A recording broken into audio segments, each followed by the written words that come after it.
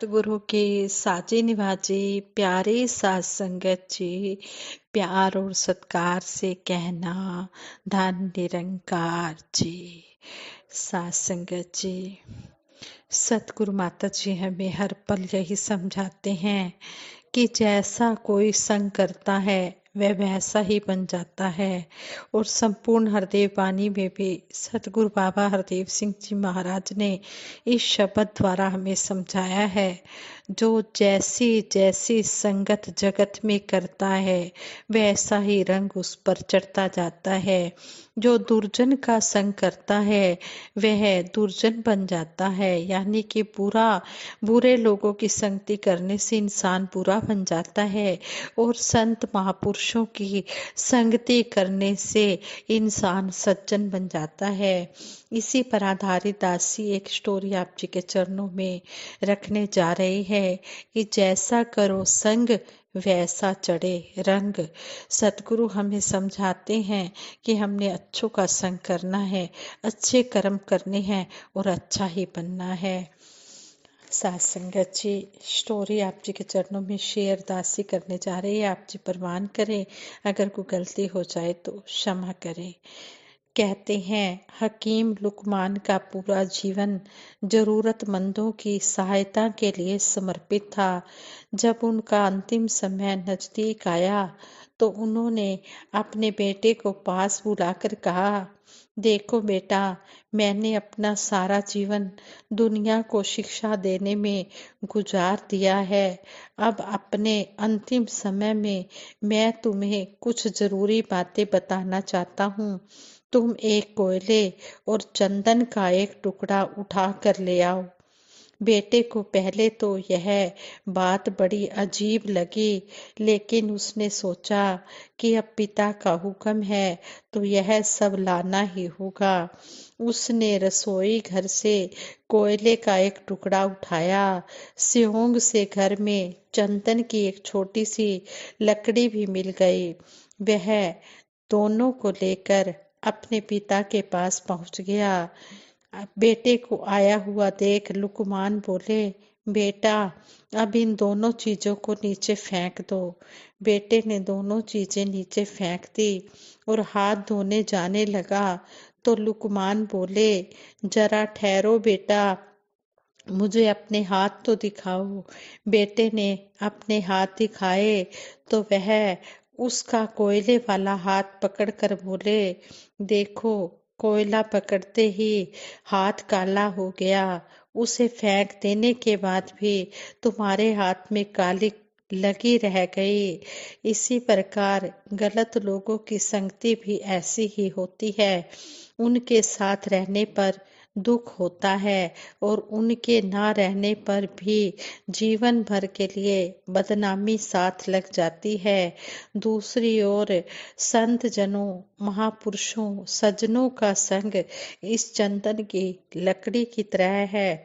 जो साथ रहते हैं तो दुनिया भर का ज्ञान मिलता है और उनका साथ छूटने पर भी उनके विचारों की खुशबू जीवन भर बनी रहती है। इसलिए हमेशा अच्छे लोगों की संगति में ही रहना चाहिए।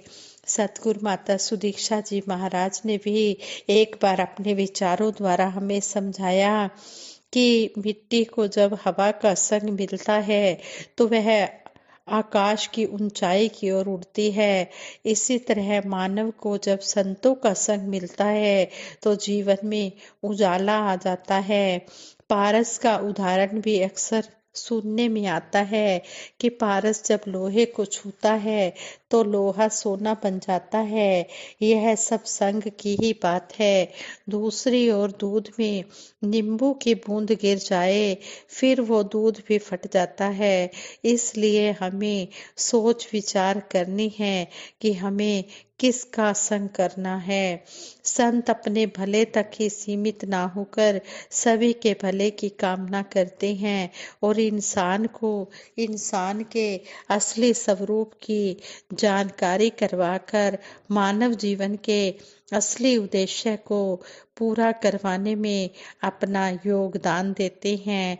संत जन ब्रह्म ज्ञान की रोशनी को जन जन तक अपने कर्म द्वारा पहुंचाते हैं। सतगुरु माता जी ने कहा कि इंसान जो अपना असली स्वरूप समझ रहा है वो उसका असली स्वरूप नहीं है। असल में उसका रूप आत्मा है जो कि परमात्मा का अंश है। ब्रह्म ज्ञान द्वारा आत्मा का परमात्मा से मेल होता है। उसकी जानकारी संत निरंकारी मिशन परमात्मा की अनुभूति करवा देता है। सेवा सिमरन सत्संग के प्रति जो सभी का जज्बा है वह इसी प्रकार बरकरार रहे।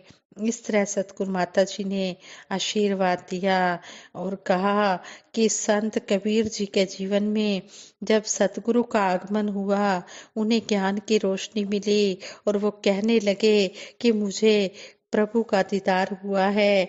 यह कोई पढ़ी सुनी बात नहीं है बल्कि मैंने अपनी आंखों से देखा है।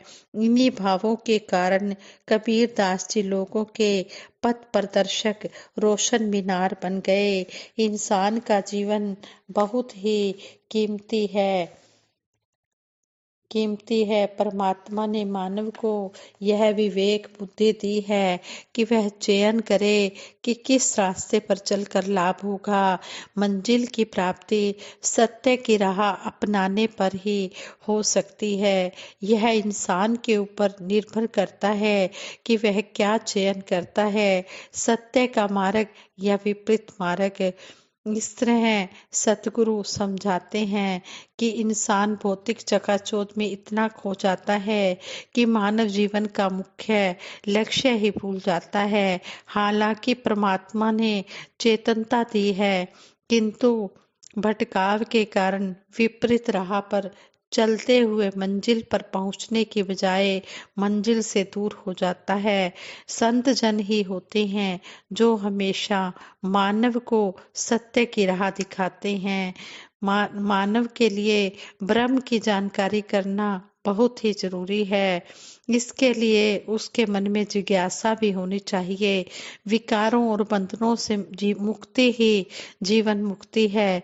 जीवन मुक्ति की यह अवस्था भगत जन ही प्राप्त कर पाते हैं जो समय की कदर करते हुए निरंकार के एहसास के साथ जीवन जीते हैं।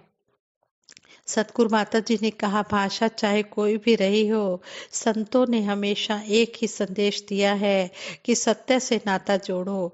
संत परोपकारी होते हैं। जिस तरह प्रकृति में हम देखते हैं पेड़ छाया दे रहा है, नदी जल दे रही है, ऐसे ही संतों का जीवन भी परोपकारी होता है।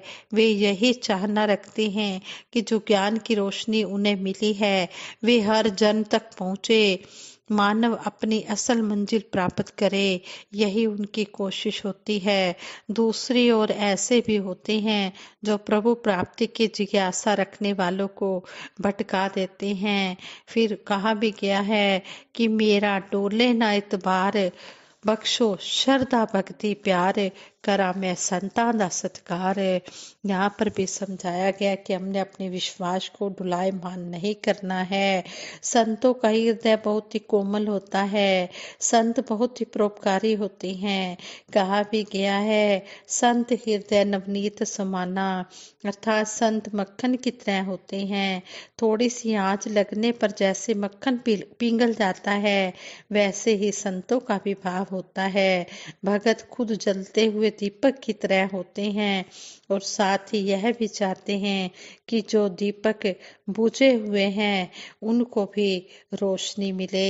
इस तरह अब इंसान को यह स्वयं चिंतन करना होगा कि क्या प्यार, नम्रता, विशालता, सहनशीलता वाले गुण हम में हैं।